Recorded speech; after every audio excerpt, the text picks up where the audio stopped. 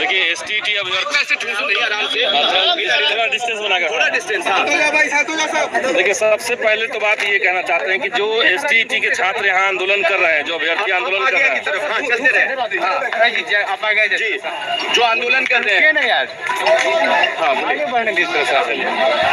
State के जो छात्र जो अभ्यर्थी यहाँ आंदोलन कर रहे हैं, हम पूरी तरीके से इनके आंदोलन के समर्थन में हैं और इनकी मांग बहुत जायज है। सरकार ने 2019 में जो बहाली निकाली, उस समय सरकार ने कहा था कि जितना लोग का रिजल्ट आएगा, फाइनल रिजल्ट, उन सबको हम ज्वाइनिंग देंगे। ठीक, 12 मार्च को जो रिजल्ट आया, उस रिजल्ट के बाद सरकार ने घोषणा की मीडिया के मार्फत, प्रेस कॉन्फ्रेंस करके, और ये हर जगह चला कि सारे बच्चे जो क्वालिफाई किए हैं सबकी नौकरी पक्की समझिए। अब जब सबकी नौकरी पक्की देने की बारी आई तो सरकार अपनी गलतियों को ढकने के लिए हजारों छात्रों के साथ, उनके भविष्य के साथ खिलवाड़ कर रही है। क्या सदन में आप इस मुद्दे को उठाएंगे? निश्चित तौर से सदन में हमने ये सवाल दिया हुआ है। इस बार का सदन बहुत छोटा है, 4 दिन का सदन चलेगा।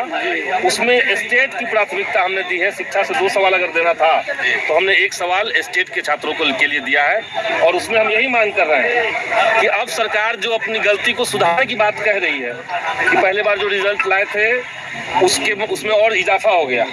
हम ये कहना चाहेंगे सरकार से कि आपकी गलती, आपके विभाग की गलती, शिक्षा सचिव की गलती का खामियाजा छात्र नहीं भुगत सकते हैं। आपके पास जो पहले से और सीट अवेलेबल है, उन तमाम सीटों को जोड़िए और जितने भी अभ्यर्थी क्वालिफाई किए हैं, आप सबको नौकरी दीजिए। नियोजन की हम मांग नहीं कर रहे हैं, नियोजन से हम सहमत नहीं है।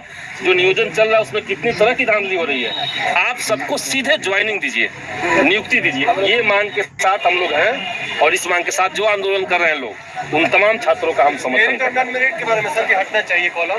देखिए मेरिट और नॉन मेरिट की बात कहाँ से आ गई? अगर सरकार ने कहा, सरकार ने 12 तारीख को रिजल्ट ला करके ये खुद से कहा ये बात कि सारे बच्चे जो क्वालिफाई किए हैं सबकी नौकरी पक्की है, तो वहां से मेरिट की बात होनी नहीं चाहिए थी।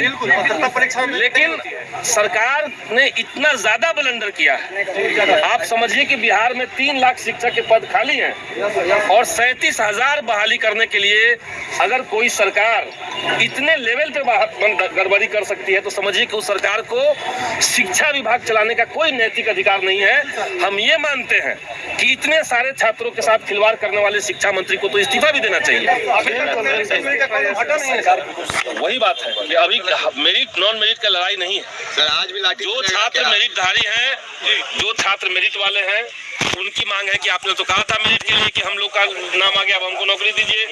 जो क्वालिफाई, दोनों का तर्क सही है सर। 26 तारीख बीच में जो गलती है वो सिर्फ सरकार की है, शिक्षा विभाग की गलती है सर। लाठी और इसीलिए लाठी तंत्र, देखिए बिहार में और देश में तो लोकतंत्र है नहीं, दोनों जगह तो लाठी तंत्र ही चल रहा है। क्या करिएगा अगर चलेगा तो? हम तो विरोध करेंगे, हम तो खुद लाठी खाए हैं सर एक सवाल असल में आज हम लोग का विधानसभा में बैठक है, सर, एक सवाल कमेटी में